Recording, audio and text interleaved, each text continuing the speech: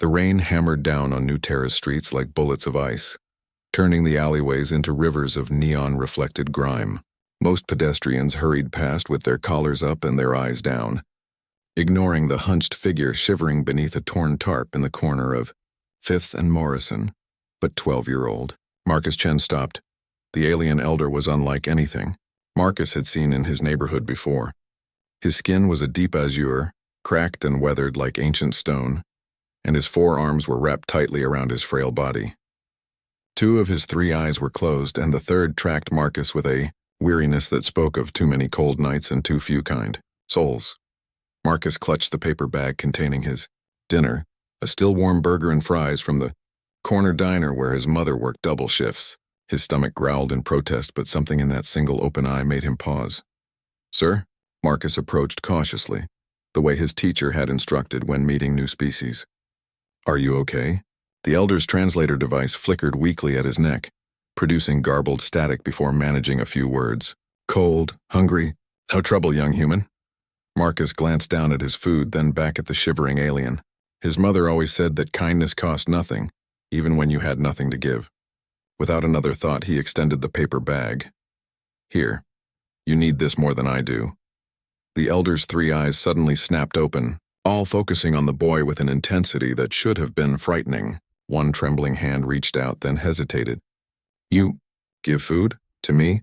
"Yeah, of course." Marcus pushed the bag closer. "It's still hot. The fries are really good." For a long moment, the alien simply stared. Then, with movements that betrayed both hunger and dignity, he accepted the offering. His hand shook as he opened the bag, and when the smell hit him, something that might have been a sob escaped his throat. "Thank you, young human," the elder whispered, his translator catching the emotion even if the words remained simple. "What is your name?" "Marcus."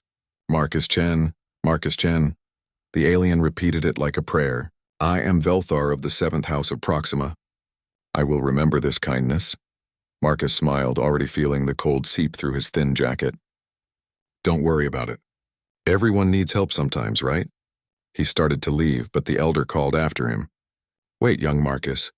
Why do you help?" "Most humans, most beings." They walked past. Marcus shrugged, a gesture the elder's translator struggled to interpret. "My mom says that how we treat people when nobody's watching shows who we really are. Besides, you looked cold and hungry. What else was I supposed to do?" Velthar's weathered face creased into what might have been a smile. "Your mother is wise, and you, young human, have a rare heart." Marcus waved goodbye and jogged home through the rain, his empty stomach already forgotten in the warmth of having done something right. He didn't see the way Velthar watched him disappear into the neon-lit streets. He didn't see the elder pull out a small, sophisticated communication device that looked nothing like something a homeless vagrant would possess. And he certainly didn't hear the conversation that followed. "Zareth, this is Velthar, authorization code Gamma 7 Proxima." A shocked voice crackled through the device. "Master Velthar! We've been searching everywhere." "Are you safe? Do you need extraction?" "I'm fine." "Call off the search. I found what I was looking for, sir." "Humanity. I found humanity." 3 weeks later, Marcus was sitting in his 3rd period math class when the principal's voice came over the intercom, asking him to come to the office. His heart sank. He hadn't done anything wrong, had he? The office was crowded with people in expensive suits and a familiar azure-skinned figure, now dressed in flowing robes that shimmered, with embedded technology worth more than Marcus's entire apartment. Building. Master Chen. Velthar rose with a grace that had been hidden beneath his previous frailty. "I owe you an explanation."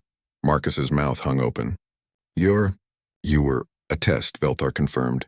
"For 5 years I have walked the streets of 70 human cities across New Terra. I have been ignored by thousands, kicked by hundreds, and helped by 17. He paused, letting that number sink in. 17 beings out of hundreds of thousands showed true compassion. "I don't understand." Velthar gestured to the suited individuals around him. "I am the Proxima Trade Council's ambassador, and one of the wealthiest beings in this sector. We were considering a massive economic partnership with humanity, a deal worth trillions of credits that would lift Earth and her colonies into a new age of prosperity." Marcus's teacher, standing in the corner, made a small gasping sound. "But we had to know," Velthar continued. if humans possessed the moral character for such responsibility. In our culture, how a society treats its most vulnerable reflects its true nature. 17 showed kindness. 17 out of so many. He stepped closer to Marcus, placing one hand on the boy's shoulder. You are number 17, Marcus Chen, the deciding vote.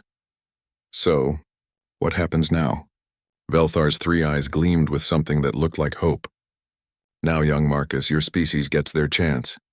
The trade agreements will proceed. But more than that, you have shown me that humanity's greatest strength isn't their technology or their ambition. It's their capacity for compassion, even when it costs them something as simple as dinner.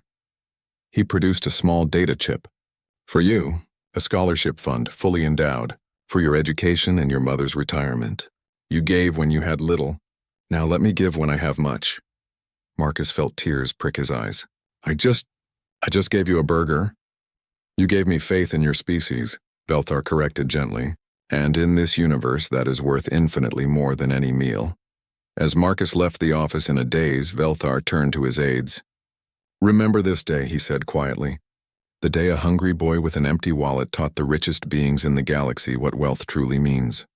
Outside, the rain had stopped, and New Terra's sun broke through the clouds, casting everything in gold.